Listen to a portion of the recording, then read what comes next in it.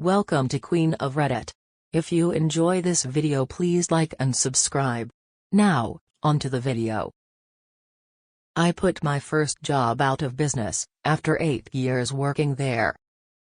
Okay, so I live in a relatively small city in North Carolina, and started working at the young age of 14, as a dishwasher, soon working my way up through the restaurant over 2 years. Settle in because this is a long one and I hope you all enjoy it. The original owner of the restaurant/bar, a 50-plus-year-old woman, had grown interest in selling the restaurant, after 10 years of great reviews, and honestly it became the best place in town to go to. A younger male walked in one day through the kitchen door. In the start I thought he was a new employee. Finding out later that night he was the one interested in buying the restaurant, and the sale went smoothly. Fast forward a year, and the new owner, let's call him Herb, denied the only time I had ever asked for a raise. The $7.50 an hour I started on was not a living wage. He told me I didn't work hard enough, when I had gone as far as to wait on tables, and cook, as well as many of the cleanup, maintenance, on top of my job of being their dishwasher. Thankfully for me at the time, my manager, who had listened through the office door, called him out on the bullshit. She got me my raise. Nonetheless, a few months into it, Herb let several coolers which held meat break down and refused to fix them or get a new one. My nice manager couldn't take getting the backlash of always being blamed for things breaking down. Herb's the owner, it was his money, he had to approve anything we did. So on the night we celebrated her 10-year anniversary of working there, she ate the cake my sister and I made her. Then also proceeded to quit on the spot right after. The responsibility of management fell onto my sister, and she was forced to take the promotion with no raise or anything. She managed for 9 months, only to feel unheard. For any issue she brought up with equipment, or workers, she would always be told no, we cannot do that, and after she had had enough trying to convince him on repairs, we were left without a manager for a period of time, and he was forced to drive the 3 hours to come and manage the restaurant himself. A few weeks after, a new manager was hired, and another man was hired to be my help in the kitchen, and me being the head cook at this point in time, I taught him the ups and downs of the kitchen. And this man, he was kind and caring at first, but he kissed ass so much that I was overlooked for the kitchen manager position. The guy I loved to watch football with in the kitchen on my phone, using my speaker on the slow Sundays, changed into a brutal asshat. He would cuss at the waitresses, and try to physically fight me on the daily. He and I were there to open the kitchen alone, and would be joined by waitstaff an hour later. He went as far as to buck up to try to fight one of the waitresses one day. When she mentioned she had heard everything he said to me before she walked in, I am done with your shit, you can either apologize or you can get the fuck out. Op has been here a lot longer than you, and you were trained by him, and yet you think you can disrespect him. Hell no. As the man raised his hand to try to smack her, I punched him in his face and, in return, got slammed into the already broken coolers.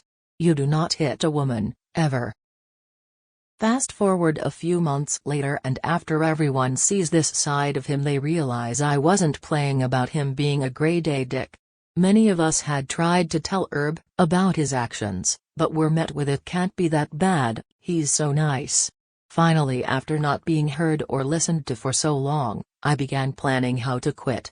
I had it all planned out, and when we had the meeting, I walked in a suit, already having found a place with, at that time, my fiancé, and a new job far from home. Everyone knew I was overdressed, and had questions, and I filled them in on the walkout plan, yet the mean manager was nowhere in sight. After enjoying the meeting and being called on for my opinions on how to boost sales and better the restaurant, I looked at Herb and answered sarcastically, "Oh me? Now you want to hear what I have to say?" Getting in a serious tone now, I stand up, and told him why would I help a business, much less the owner of this business, better themselves when I have been blown off for months. Anything I had to tell you, I was bullied for months, and when I mentioned it, I was brushed off. Have a great fucking day, Herb, because you quite literally don't have a cook now. Today is moving day, and I'm moving over 4 hours away, to a better job, one with an owner who will listen and respect their workers, and not force us to try and cook green, slimy chicken past its expiration date. I quit.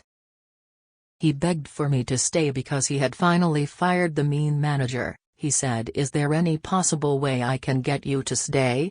I looked at him and repeated the words he always told us when we mentioned equipment needed repaired or replaced, in his exact customer support accent. "No, we can't do that." As I walked out, he followed, begging me to stay, and said he finally did what was needed of him. I simply told him too little, way too late, and proceeded to walk out, and what followed was all the coworkers on my side stood up and left too.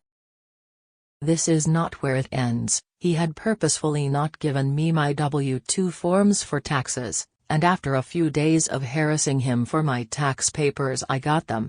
Then, I received a letter from the IRS, saying there was a problem with my tax forms, therefore I couldn't receive my tax refund.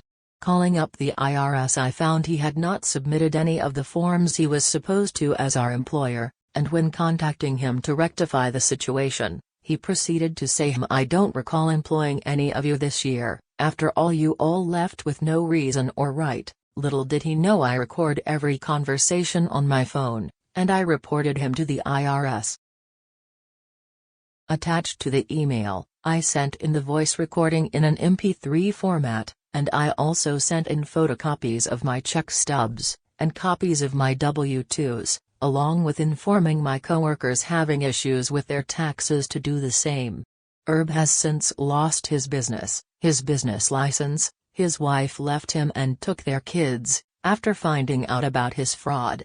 Herb is now facing upwards to 60 years in prison now for multiple counts of tax fraud. It turns out we were not the only business he owned, and refused to pay taxes, or file the correct tax forms when needed. He had withheld the safety precaution pay during COVID, and used all of it to fix the restaurant. He fucked up, and I get to sit back happily typing this with a smile, knowing this dickhead got what was coming to him.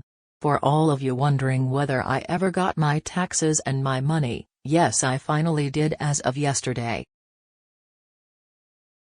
Thank you for watching.